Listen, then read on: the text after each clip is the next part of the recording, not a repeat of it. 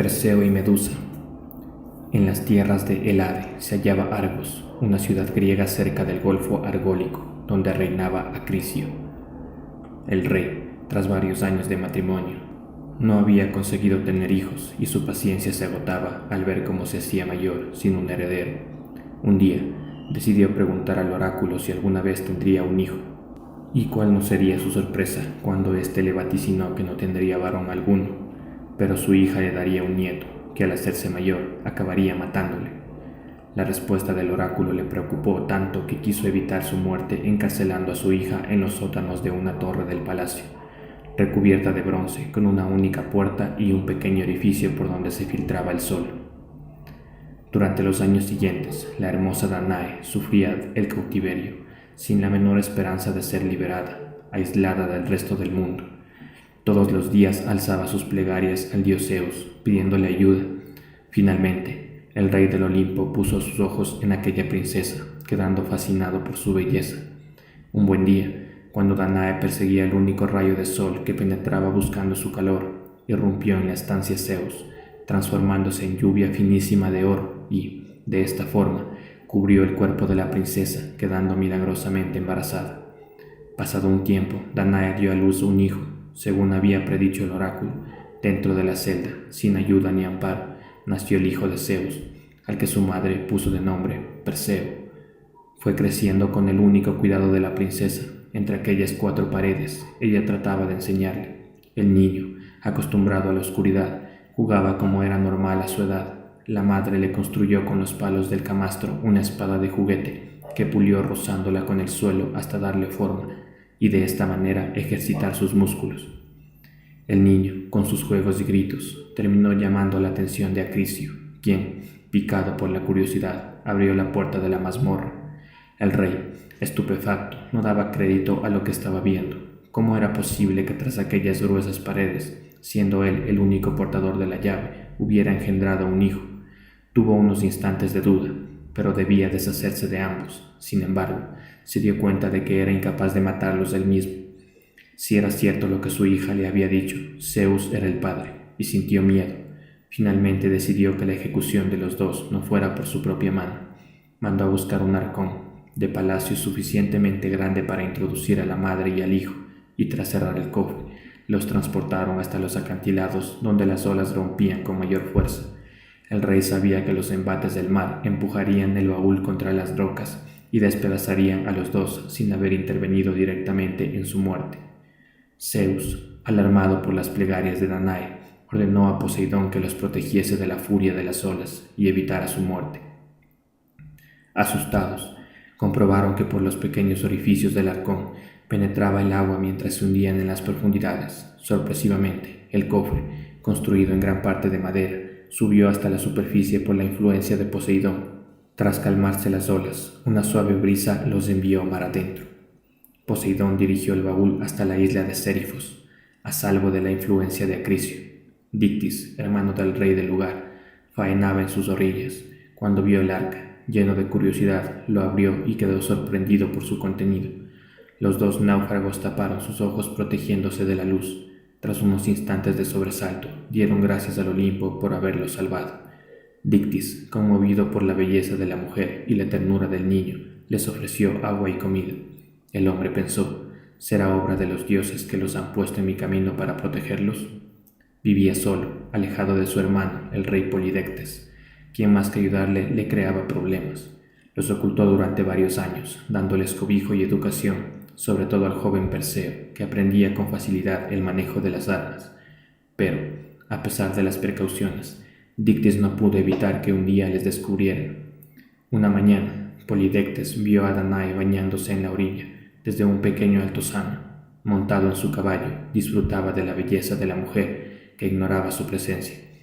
Atraído, se acercó hasta ella y con poca delicadeza le preguntó: «¿Quién eres, muchacha, que te bañas en las costas de mi isla, sin yo darte permiso y ocultándome tu presencia?» La princesa se sobresaltó e instintivamente gritó: «Perseo, Perseo». El joven corrió alarmado con la lanza en la mano y de forma amenazante se interpuso entre los dos. El rey, al ver la imponente figura del joven apuntándole con su pica, trató de acercarse amistosamente. Soy Polidectes, el señor de la isla y hermano del dueño de estas tierras. Vengo en son de paz y solo quiero visitar a mi hermano. Dictys quedó sorprendido al verle en la casa. A pesar de su discreción, Polidectes había descubierto a sus invitados. Temeroso de su reacción, trató de disuadirle de su obstinación. Ellos son Danae y Perseo, esposa e hijo de Zeus, mis huéspedes. Tendré que dar cuenta ante el rey del Olimpo si no los protejo debidamente. El rostro de Polidectes se contrajo con una rictus burlón, preocupado más por los encantos de la mujer que por las palabras del hermano. Desde aquel día el rey frecuentaba el lugar y trataba de asediar a Danae para que se casase con ella, pero la joven le rechazaba una y otra vez. Perseo, sabiendo la testarudez del rey, siempre andaba cerca protegiéndola. Polidectes, al ver que la presencia del muchacho era el mayor escollo para acceder a la princesa, urdió un plan para deshacerse de él. Un día, Polidectes reunió a todos sus súbditos en palacio para anunciarles su eminente boda con la princesa Hipodamia, hija del rey de una isla cercana. Sus intenciones no eran las de casarse con ella, sino una excusa para traer con una estratagema a Perseo. Queridos súbditos, tras haber acordado mi boda con la princesa Hipodamia, y siendo ésta muy aficionada a los caballos, he decidido que todos los hombres de mis tierras entreguen un corcel para la dote. Perseo, al darse cuenta de que ellos no tenían caballos y viéndose en la obligación de entregarle algo para no empeorar más las relaciones con el rey, le dijo: Polidectes, sabes muy bien que nosotros no disponemos de equino alguno, pero en agradecimiento a tu hospitalidad, pedidme lo que quieras. El rey estaba esperando aquellas palabras y aprovechó la ocasión para poner en un aprieto al joven Perseo. Ya que tan dispuesto estáis, te tomo la palabra delante de todos mis súbditos. Solicito que cortéis la cabeza de Medusa, una de las gorgonas, y me la entreguéis como prueba de lealtad. El rey sabía del peligro que acarreaba el encargo y, convencido de que moriría en el empeño, le apremió para que lo hiciese. Una vez en casa, Dictys le reprochó al muchacho su ímpetu, poniéndole en sobreaviso del peligro. Las gorgonas son 3 hermanas, Eurriale, Esteno y Medusa. Solo esta última es mortal. Son unas bestias horribles con cabellos llenos de víboras y un don en sus ojos que deja a todos convertidos en piedra si se miran directamente. Nadie ha conseguido regresar con vida y necesitarás toda la ayuda de los dioses si quieres salir ileso. Dictys decidió nada más marchar Perseo, esconderse con Danae en otro lugar donde su hermano no los encontrase. El rey consideraba que la muerte del joven era inminente y sin pérdida de tiempo trataría de raptarla. Zeus, consciente del peligro que corría su hijo, pidió a los dioses Atenea y Hermes que le ayudasen. Atenea le puso al corriente sobre cómo tendría que actuar y dirigir sus pasos hacia las brujas Grayas, hermanas de las gorgonas, que vivían al otro lado del mundo y eran las únicas que conocían su paradero. Perseo se fue aproximando discretamente hasta la cueva donde habitaban las Grayas, y a donde salía de dentro un olor fétido. Esperó a que el fuego se consumiera y el sueño les venciera para entrar en su interior. Sigilosamente, desde detrás de una roca, observó a las 3 brujas y sus movimientos con la cara descarnada, el pelo cano y raído, las cuencas de sus ojos vacías y su boca hundida por falta de dientes daban pavor. Haciendo de tripas corazón, vio que se peleaban por el único ojo y el único diente, que pasaban alternativamente una a la otra para poder ver y comer. Cuando terminaron, dejaron en un recipiente el ojo y el diente y se echaron a dormir. Perseo todavía se demoró un poco más hasta que el sueño fue profundo y con gran sigilo tomó el ojo y el diente. Brujas pestilentes, despertad de vuestro sueño. Las Grayas, al oír las voces, extendieron las manos en busca del ojo en el cuenco. Sorprendidas, unas culpaban a las otras por haber cogido el ojo, pero fue Perseo el que alzando la voz dijo: el ojo y el diente lo tengo yo, y si queréis ver y comer, me tendréis que decir la manera de encontrar a vuestras hermanas las gorgonas. Cuando Perseo tuvo la información, emprendió el viaje a los confines del mundo. Tras caer rendido, en su descanso se le apareció Atenea y Hermes, quienes le fueron indicando paulatinamente el método que tendría que emplear para cortar la cabeza de Medusa. Atenea le proporcionó un escudo de bronce pulido como un espejo. Penetrarás en la cueva y, cuando duerman, y sin mirarlas directamente, vigilarás sus movimientos a través del escudo. Te acercarás y con esta espada en forma de hoz que utilizó Cronos para matar a Urano, le cortarás la cabeza. Hermes le prestó sus sandalias voladoras para facilitar su huida, y las ninfas le proporcionaron el zurrón de piel de cabra, donde debería meter la cabeza cortada. Por último, Hades le cedió el casco de cuero que le proporcionaría el poder de la invisibilidad. Comenzó el largo camino por tierras ignotas, orientado por las explicaciones que le dieron las grallas. Recorrió inmensos espacios desérticos, selvas interminables y gigantescas montañas. Allí donde la tierra finalizaba, en medio de unos enormes acantilados bañados por un infinito océano, se ocultaba la caverna que contenía las gorgonas. En los aledaños de la gruta se veían infinidad de estatuas de piedra, con formas humanas y fieras petrificadas.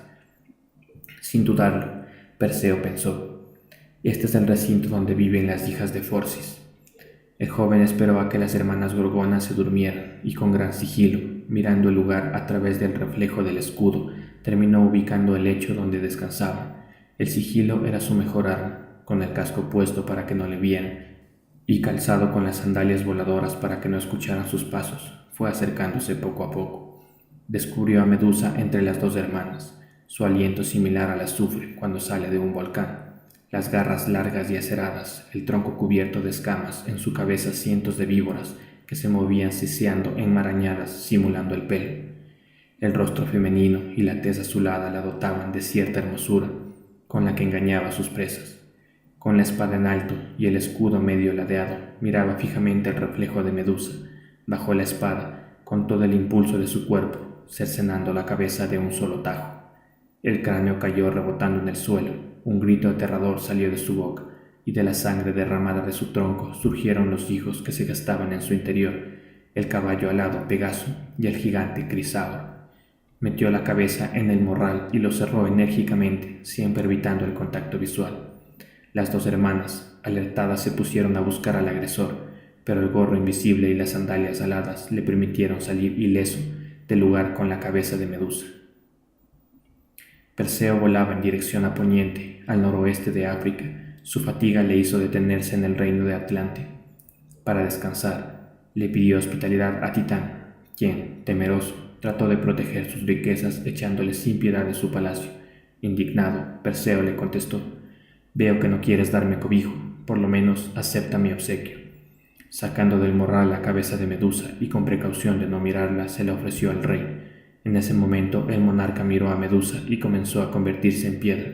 Los brazos y las manos tomaron forma de rocas escarpadas y su cabeza se alzó hasta las nubes transformada en una ciclópea montaña.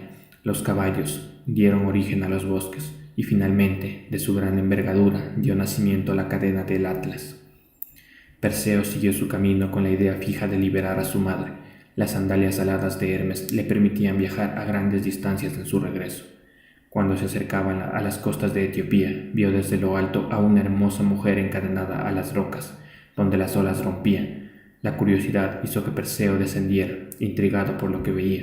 La joven lloraba desconsoladamente, sus ojos anegados en lágrimas le cubrían el rostro, sin poder retirarlas de sus ojos, al tener las manos atadas a las cadenas. Su belleza era grandiosa y su pena infinita.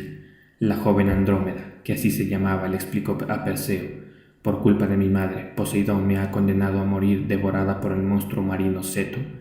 Perseo, al verla indefensa y en aquellas circunstancias tan trágicas, sintió en su corazón una mezcla de pena y amor por la joven. «Partid sin demora, aún estáis a tiempo. El monstruo emergerá del mar en cualquier momento y nos devorará a los dos sin remisión». La joven Andrómeda, angustiada, no quería que aquel joven tan apuesto corriera la misma suerte que ella, así que insistió: «Marchad, marchad, por los dioses, escapad, pues correréis mi misma suerte». Ceto surgió retorciéndose entre las aguas desde el fondo marino. Aquella bestia con forma de anaconda y cabeza de dragón se erguía como lo hacen las cobras. Acercando su cara a pocas pulgadas de ellos, enseñaba sus dientes afiladísimos. De entre la comisura de su boca se podían apreciar restos de carne colgando de sus colmillos. Instintivamente, Perseo se colocó entre la joven y Ceto. Con un grito autoritario mandó cerrar los ojos a la joven y al tiempo que él sacaba de su ron la cabeza de Medusa y se la mostraba al monstruo. De inmediato, la bestia se convirtió en piedra y se hundió por el peso en los abismos marinos. Perseo pidió la mano de Andrómeda a sus padres, Cefeo y Casiopea. Estos, al haber salvado a su hija, accedieron a que se unieran en matrimonio, y tras la boda marcharon a la isla de Sérifos, donde se habían ocultado Dictys y Danae para evitar el acoso de Polidectes. El rey estaba muy contento en su palacio pensando que se había deshecho de Perseo, pero cuál fue su asombro al ver aparecer vivo en la corte al hijo de Danae. Lo primero que hizo Perseo fue interesarse por su madre, y con voz autoritaria preguntó a Polidectes: «¿Dónde está mi madre? Supongo que no le habréis hecho nada, pues en caso contrario la pagaréis muy caro». El rey rompió a reír y los cortesanos comenzaron a burlarse. Todos miraban al joven que, con las manos vacías y aspecto arrogante, esperaba plantado delante del rey una respuesta. «Joven Perseo, creo que me debes algo, y, según veo, aún no lo tienes. Por tanto, baja tus ínfulas y desaparece de mi isla. Ah, tu madre se encuentra recluida en un santuario junto a mi hermano Dictys, pero cuando tú marches de mis tierras iré a por ella y la tomaré como esposa». Fue tal la rabia que invadía a Perseo que, dándose la vuelta, salió del salón, recogió el morral con la cabeza y regresó de nuevo. Se dirigió hacia el rey entre las burlas de sus súbditos, se puso delante de Polidectes y le dijo: «¿Sigues queriendo la cabeza de Medusa? Pues mírala, aquí está». Sacándola del macuto y girando su mirada hacia atrás, la mostró. Quedaron todos petrificados, incluso Polidectes, que mantenía la expresión de incredulidad en su rostro de piedra. Perseo guardó la cabeza de nuevo, habiendo terminado con aquel acto su promesa. Perseo devolvió todos los objetos mágicos y le regaló a Atenea la cabeza de Medusa, que desde ese momento la incorporó a su escudo. Proclamó reyes a Dictys y Danae tras la muerte de Polidectes y marchó con Andrómeda hacia las tierras de Argos para hablar con su abuelo y solucionar las cosas. Los jóvenes llegaron a la corte, pero el rey había marchado a otra isla para evitar verse con Perseo. Este se enteró de que había viajado al reino vecino de Larisa a presenciar unos juegos. Sin pérdida de tiempo, los jóvenes le siguieron para encontrarse con él y decirle que no temiera. Cuando llegaron a Larisa, los organizadores de los juegos descubrieron que se encontraba entre ellos el hombre que cortó la cabeza a Medusa y le ofrecieron participar. Perseo aceptó y decidió competir en el lanzamiento de disco. Entre el gentío que presenciaba los juegos estaba el rey Acricio. Se encontraba muy cerca del campo donde se hacían los lanzamientos, entre el público que presenciaba la competición, ignorante de la presencia de su nieto. En la cabecera del campo se hallaba Perseo calentando sus músculos. Ninguno de los dos sabía cómo era el otro, jamás se habían visto de mayores. Cuando le tocó el turno a Perseo, deseoso de quedar bien, lanzó impetuosamente el disco aplanado de piedra, que voló por el aire, pero una ráfaga de viento inoportuna lo desvió, con tan mala fortuna que impactó en la cabeza del abuelo y murió al instante. De esa manera el destino terminó cumpliéndose tal y como había predicho el oráculo. Después del accidente, Perseo se negó a reinar en Argos, intercambiando los reinos con su vecino. Allí creó más adelante la poderosa ciudad de Micenas, en la que vivió con su familia en paz y justicia.